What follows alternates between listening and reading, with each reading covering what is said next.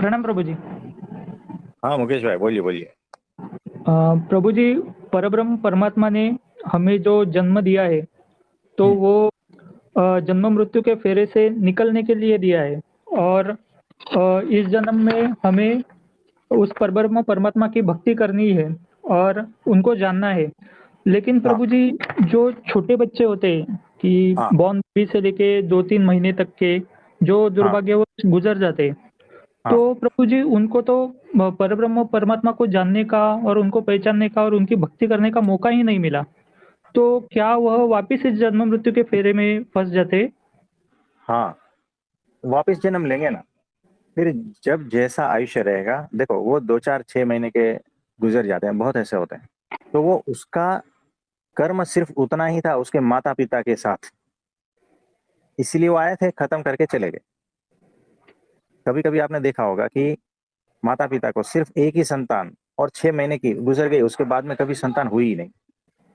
तो माता पिता का कर्म उस बच्चे के साथ इतना ही था कि माता पिता बन जाए, उसके बाद में खत्म, फिर कुछ नहीं। तो वो सारा बहुत सारा कुछ सिस्टम है। लेकिन उसका जन्म वापस होता है, मनुष्य में होता है। फिर वो अपनी आयुष्य पूरा करता है।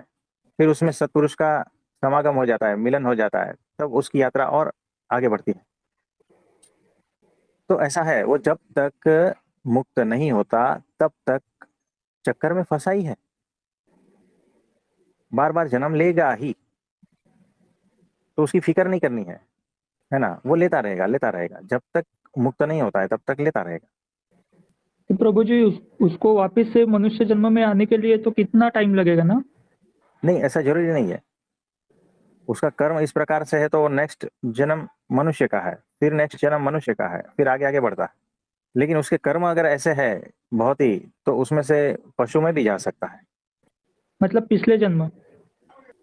पिछले जन्म नहीं, नया पशु।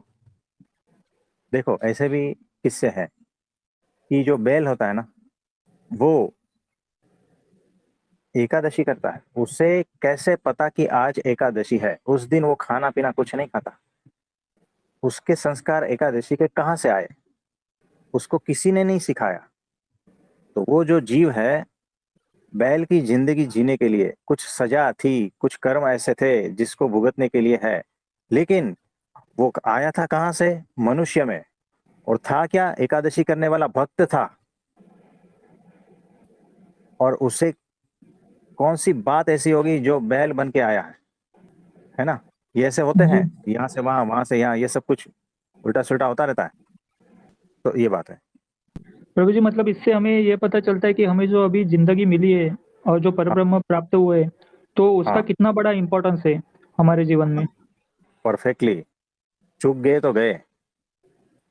जी प्रभु तो जी। ये बात है ना। तो सही समझ, हमारे हिस्से में डायमंड है, बस। हमें पता नहीं है कि उसको डायमंड कहते हैं और उसकी वैल्यू क्या है, बस इतनी पता नहीं है। बाकी जैसे परमात्मा हमें मिले हैं ना, वैसे आपको भी मिले हैं, वैसे सबको मिले हैं। जो पहचान गया वो आनंद में नाचेगा, और जो अभी तक पहचाना नहीं है वो रोता रहेगा। तो आज के लिए इतना ठीक है। जी प्रभु जी। धन्यवाद प्रभु जी। हाँ जी, सबको मेरा नमस्ते, प्रणाम।